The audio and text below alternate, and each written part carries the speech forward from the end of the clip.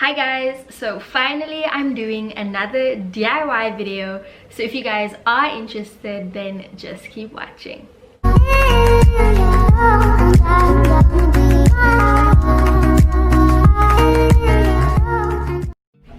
Now guys, when you have a passion for DIY, there's honestly no sitting still.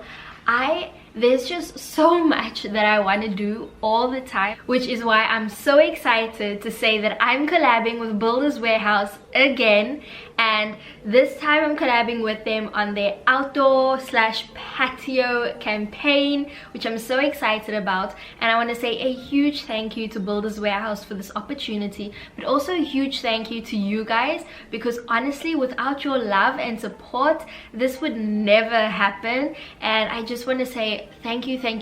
I'm honestly so grateful for all the opportunities I've received recently. I don't have an outdoor area as I stay in an apartment, so I thought I would come up with some DIYs which would suit both indoor and outdoor spaces. DIYing with Builders is honestly so easy. You can go to their YouTube channel to get self-assembly advice. You could go to their blog to get decor and smart storage inspo, as well as you can download their gift registry app on the App Store. So there's a few DIYs that I was super keen on doing, and I asked you guys both on my Instagram polls as well as on my YouTube polls. But for the Builders campaign, I chose to do the Terrazzo side table. I've wanted one of these for the longest time now, so I'm so excited to share this project with you guys. So the first thing that I do when I start a DIY is I go onto the Builders website and find all the items I need, and either take a screenshot or you can add it to the cart. You get your total price for your DIY. Want to get your items delivered, Builders does that as well. But if you're old-fashioned like me, you're just gonna go into the store.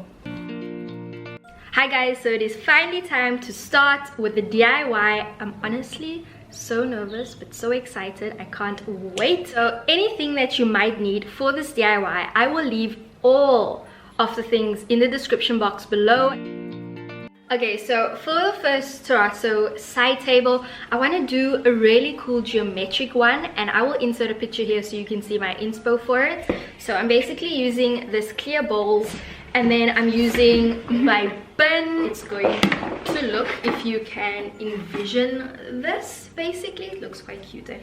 And then just because this bathroom bin is a bit small, I'm just going to be using some cardboard to put in the bin basically, but I'll show you all of that now in fast motion. And I'm basically just going to be using some duct tape to make my little, mold, because basically you want to make a mold for the concrete, and it is suggested that you try and use plastic, because the plastic, the concrete just slips out of the plastic quite easily.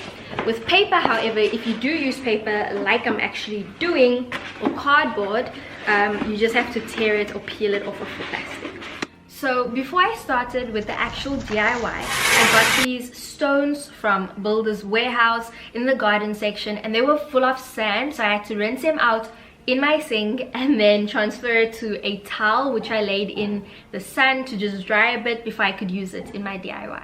So when it comes to the ratio of making this Terrazzo side table, I basically use a ratio of 1:1, so a 1 part concrete to a 1 part water, and then I used a 2:1 ratio in a 2 part stones, because basically when you're making a terrazzo piece, it's majority stone. After I pour in the concrete mix into my mold, you'll see that I either tap or I shake it a bit, but that's more to get rid of any air bubble. Also, do not forget to wear a mask and gloves. I cannot stress this enough. Once the base piece was done, then I moved on to the top circular bowl piece, and it's basically the exact same. I just fill the bowl with the same concrete mix as I used on the base, and that was it. Then I just left that piece to dry, and then I moved on to my second piece.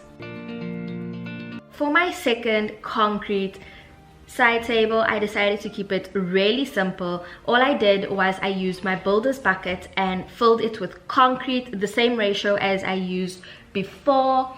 The only difference is that now I'm just making one piece. So I just filled it with concrete, and then I saw in other videos that they use a builder's tube and they put it in the middle of the bucket to basically create like a hole in the side table, and that's basically just gonna help make the whole concrete piece lighter, because concrete is so heavy.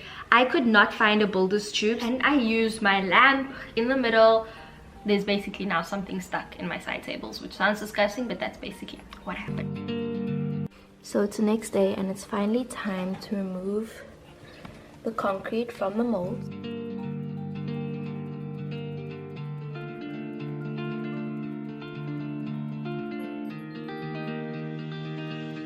And now it's time to finally sand these babies down. Sanding is what's gonna really help to show all of this, you know, stone. It was such a mission. So if you do have a sander, definitely use it. If you're gonna hand sand it, you know, just keep in mind it's gonna take forever and ever. And finally, the last step. Oh my gosh, this DIY has been a mission, but we're at the last step, and that's putting on your finishing top seal coat. Guys, finally the finished DIY. Oh my gosh, how stunning do they look? This one definitely came out much better. I love the little bubbles in it, and this is the bubbles that you're gonna get if you make the concrete mixture a bit too thick, but honestly I feel like it adds so much of character to the piece. And then look at how beautiful the stones came through. So like I did mention that this would be a lot more easier, and you will see a lot more stones if you do use a sander machine. This is the 2-piece one, which was a nightmare, as I told you guys. So there's a lot of bumps and things on this one, which kind of sucks, but it's okay. I guess it adds to the character. The bowl came out pretty well. You can see the stones on there. It honestly looks so cute.